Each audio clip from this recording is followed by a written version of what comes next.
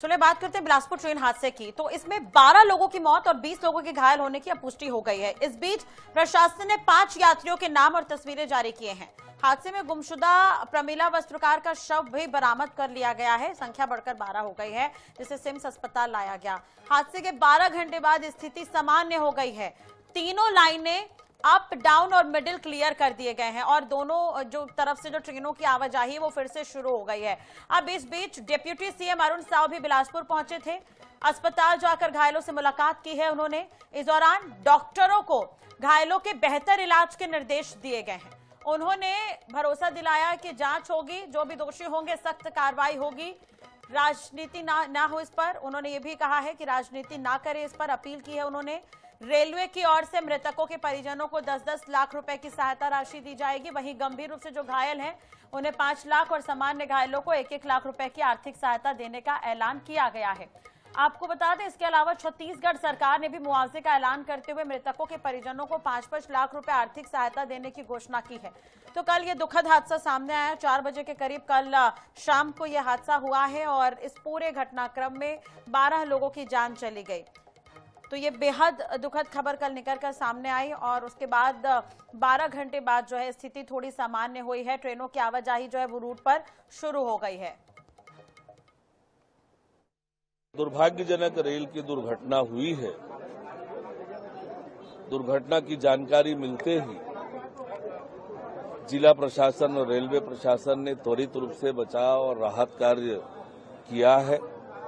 ये बहुत कठिन काम था और पूरी टीम ने मेहनत करके राहत और बचाव कार्य किया है। अब तक 12 लोगों के जान जाने की खबर सूचना है। हताहतों का इलाज अलग अलग हॉस्पिटल में चल रहा है और अभी हमारी प्राथमिकता जो आहत लोग हैं समुचित इलाज मिले, समय पर इलाज मिले और जल्दी स्वास्थ्य लाभ प्राप्त करें, इस पर प्राथमिकता है। इसी खबर पर ज्यादा जानकारी के लिए बात करेंगे। हमारे साथ बिलासपुर से संवाददाता पंकज गुप्ते लाइव जुड़ गए हैं। पंकज, कल जब ये पूरा हादसा हुआ मौके पर भी आप पहुंचे थे, ग्राउंड जीरो पर मौजूद थे और ग्राउंड रिपोर्टिंग आपने की थी, तमाम तस्वीरें आपने दिखाने की कोशिश की थी, आप वहां पर मौजूद थे। कल और आज स्थिति में कितना बदलाव देखने को मिला है? मरने वालों की संख्या बढ़कर 12 हो गई है। दूसरी तरफ अगर हम बात करें रेल व्यवस्था की, तो अभी क्या हालात हैं? बिल्कुल आपको बताना चाहता हूं, जिस तरीके से कल शाम 4:30 बजे ये एक भीषण ट्रेन हादसा हुआ था, उसको लेकर के आईएनएच की टीम में वहां पर लगातार दर्शकों तक तस्वीरें पहुंचा रही थी और पूरे पल पल की जानकारी दे रही थी। जिस तरीके से कल भीषण हादसा हुआ वहां पर जो घायल लोगों को तत्काल रेस्क्यू किया गया। वहीं पर जो मृतकों की संख्या थी, शुरुआती दौर पर जो मृतकों की संख्या 4 बताई जा रही थी, उसके बाद देर रात तक करीबन 6 लोगों की मौत की पुष्टि हुई थी। लेकिन आज की जो स्थिति है, यहाँ पर जो रेलवे प्रशासन ने करीबन 11 लोगों के मौत की पुष्टि की और साथ साथ 20 लोगों घायलों की भी पुष्टि की गई है। इसमें जो मृतक है उन लोगों को 10-10 लाख रुपए और जो गंभीर रूप से घायल उनको 5 लाख और जो सामान्य रूप से घायल है उनको 1-1 लाख रुपए देने की भी घोषणा की गई है। साथ ही साथ जो हेल्पलाइन नंबर भी, जो अभी तक जो अपने परिजनों को खोज रहे हैं उनके लिए हेल्पलाइन नंबर भी जारी कर दी गई है। आज जो प्रदेश के डिप्टी सीएम है अरुण साव, वो बिलासपुर रेलवे के हॉस्पिटल में पहुंचे हुए थे। घायलों से उन्होंने मुलाकात किया, साथ साथ डॉक्टरों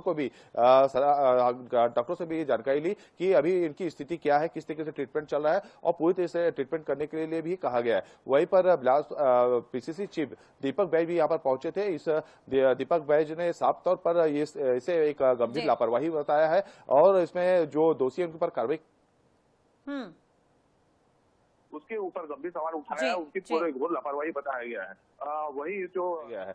वही जो डिप्टी सीएम ने साफ तौर पर कहा है कि जो भी दोषी होंगे उसको उन्हें बख्शा नहीं जाएगा। आपको एक जानकारी और देना चाहता हूं, जो रेलवे प्रशासन के द्वारा कल एक जांच टीम भी आने वाली है जो ग्राउंड जीरो पर जाएंगी, जहां पर घटना स्थल है वहां पर जाकर के वहां का मुआयना करेगी। उसके बाद अपना रिपोर्ट तैयार करने के बाद इसका खुलासा हो पाएगा आखिर ये दुर्घटना कैसे हुई। लेकिन जो प्रथम दृष्टया जो सामने जो निकल के सामने आ रहा है, जो हमने अपनी जानकारी एकत्र एकत्रित किया है, जहां पर जो एक ही जो ट्रैक है, एक ही ट्रैक पर जो मालगाड़ी पहले से ही जो कोयले से लदी हुई थी, उसी ट्रैक पर जो कोरबा लोकल मेमू काफी तेज रफ्तार से आ रही थी। तो एक ही ट्रैक पे आना तो कहीं ना कहीं पर सिग्नल जो फेलियर होने की बात सामने आ सकती है, ऐसी संभावना जताई जा रही है। हो सकता है जो इमरजेंसी ब्रेक लगाया गया हो वो भी एक समस्या हो सकती है। ऐसे कई और भी अहम बिंदु हैं। जी चलिए ठीक है, इस पर नजर बनाए रखिएगा। अपडेट आपसे लेंगे। बहुत बहुत शुक्रिया तमाम जानकारी और बातचीत के लिए पंकज।